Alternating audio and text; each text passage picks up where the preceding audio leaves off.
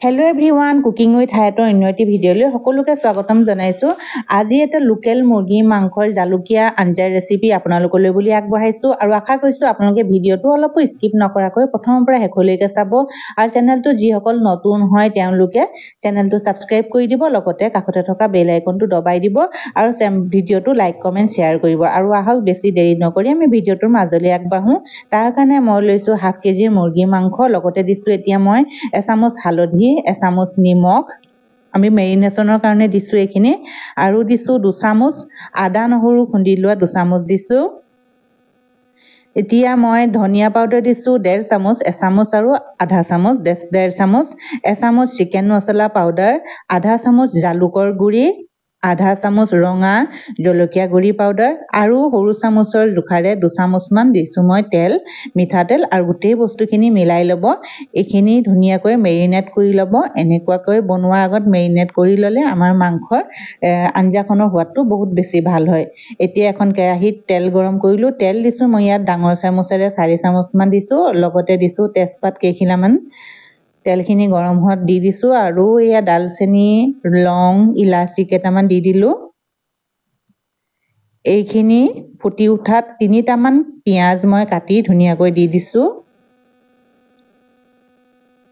পিঁয়াজখিনি হিলাই থাকিব, পিঁয়াজখিনি কোমল হোৱালৈকে অলপ ভাজিব লাগিব আমি। এয়া পিঁয়াজখিনি কোমল হোৱাত এতিয়া দিছো এচামুচ আকৌ আদা নহৰু খুন্দি লোৱা এচামুচ দিছো।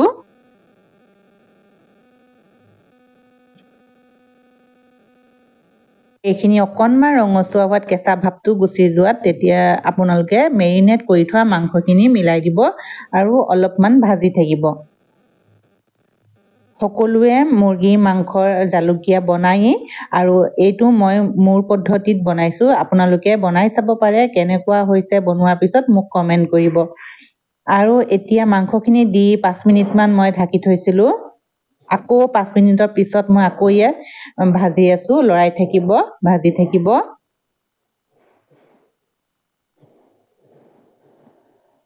এয়া ভাজি থাকিব।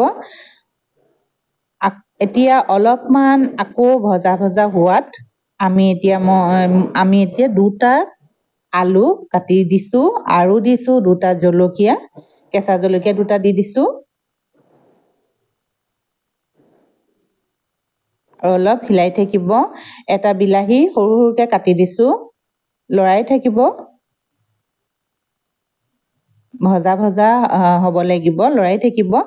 আৰু প্ৰায় 10 মিনিটমান মই ঢাকনখন বন্ধ কৰি থৈছিলো। প্ৰায় 10 মিনিটমান বন্ধ কৰি থোৱাৰ পিছত এয়া চাওক, গোটেই বস্তুখিনি ধুনীয়াকৈ সিজি গৈছে, আধা সিজা নিচিনা হৈ গৈছে আমাৰ আলু। তলৰ পৰা তেল ধুনীয়াকৈ বেৰিঙি উঠিছে। এতিয়া আমি ইয়াত পানী এড কৰিব লাগিব। কিমানখিনি পানী আপোনালোকে এড কৰিব সেইটো আপোনালোকৰ নিজৰ ওপৰত কথা, কিমানটো জোল আপোনালোকে ৰাখিব। আৰু এই মই গৰম পানীখিনি দি দিলো আৰু দি ঢাকনখনে ঢাকি দিছো। প্ৰায় 20 মিনিটমান হোৱাৰ পিছত মই ঢাকনখন খুলিছো। এয়া চাওক কিমান ধুনীয়া এটা কালাৰ ওলাইছে আৰু আমাৰ মাংস হৈ গৈছে, সিজি গ'ল সম্পূৰ্ণকৈ। আৰু এতিয়া মই দিছো এচামুচ খাটি ঘিউ। এইটো সম্পূৰ্ণ অপচনেল হয়, আপোনালোকে দিলেও দিব, নিদিলেও নাই, কিন্তু দি দিলে সোৱাদটো বহুত দুগুণে বাঢ়ি যায়, বহুত বেছি ভাল হয় খাবলৈ। এয়া আমাৰ মাংসৰ তৰকাৰী ৰেডি হৈ গ'ল। এয়া মই পৰিবেশনৰ কাৰণে উলিয়াইছো ভাতৰ লগত। বহুত ধুনীয়া গোন্ধ এটা ওলাই আছে, বহুত ধুনীয়া গোন্ধ ওলাইছে। এয়া চাওক ইমান ধুনীয়া লাগিছে কালাৰটো। আপোনালোকে মই বনোৱা নিচিনাকৈ বনাই খাব আৰু লগতে কেনেকুৱা হৈছে মোক কমেণ্ট কৰিব। ঠিক আছে, আজিলৈ ইমানেই।